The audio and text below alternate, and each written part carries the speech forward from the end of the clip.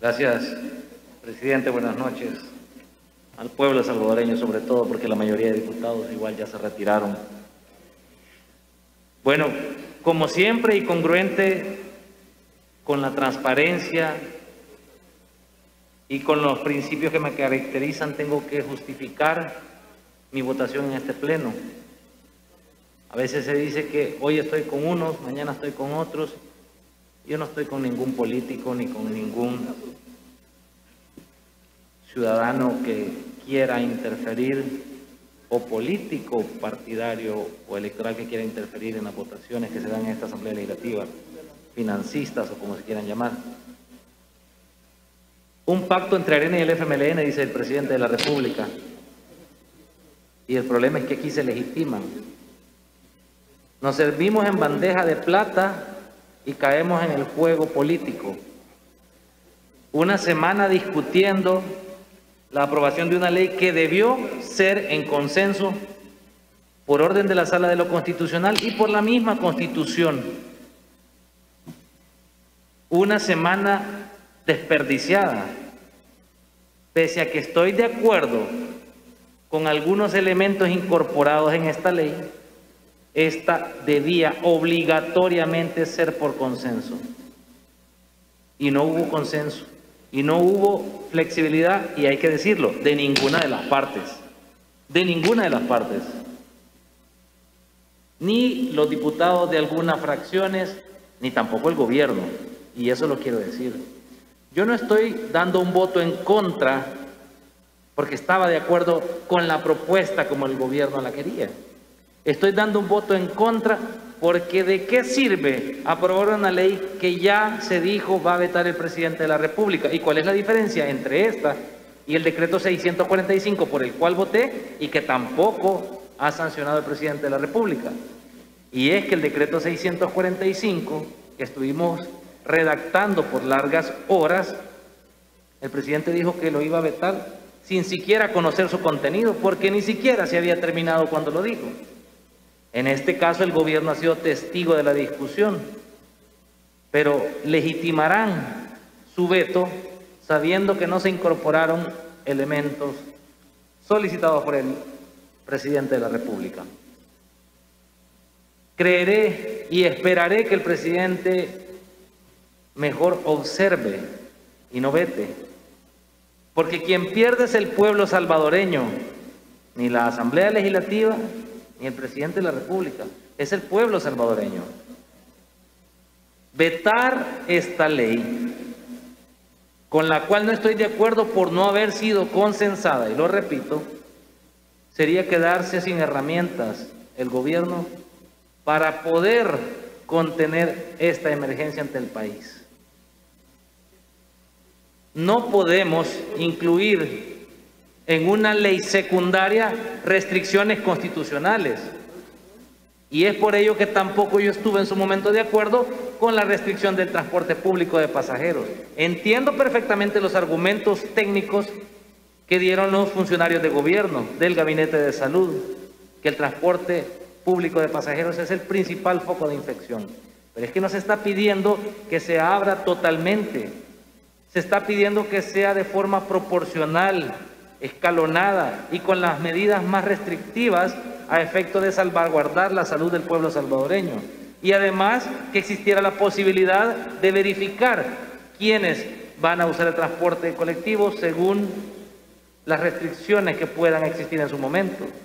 No puede restringirse el transporte público de pasajeros porque eso constituye automáticamente la libertad o la prohibición o regulación o restricción de la libertad ambulatoria que está contenida en la Constitución. Sobre los 15 días entiendo perfectamente el argumento técnico que requiere una cuarentena estricta para aplanar la curva.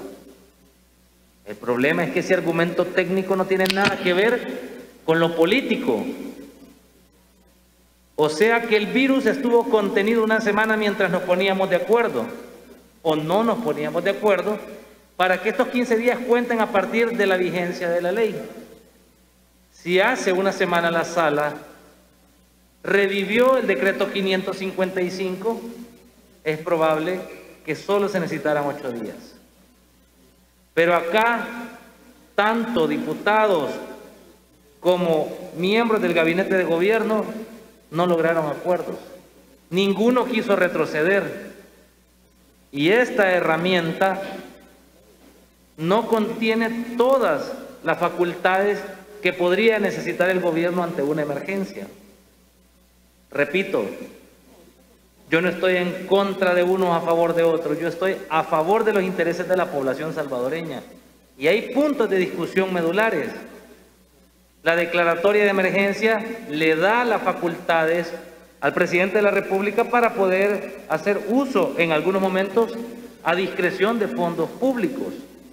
Eso a efectos de la transparencia y lucha contra la corrupción no parece muy coherente.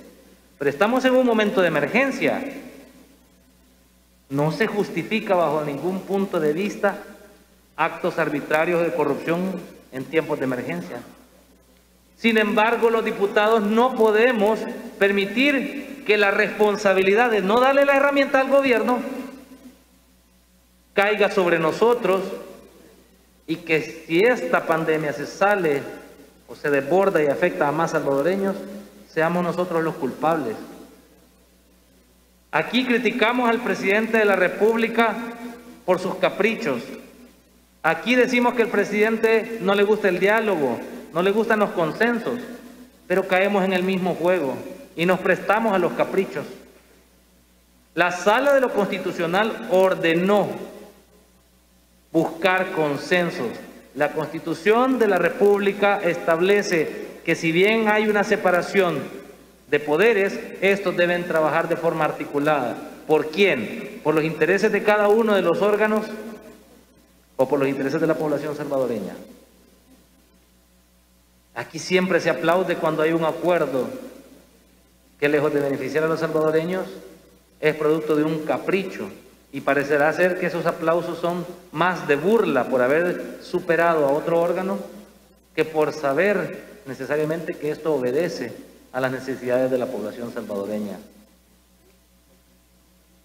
El presidente de la República tiene la obligación de revisar el decreto y pensaré yo que en un ánimo de construir pueda hacer las observaciones respectivas para que esta asamblea pueda en su momento también valorar, incorporar otros elementos que permitan los beneficios para la población salvadoreña, las garantías para la preservación de la salud del pueblo salvadoreño.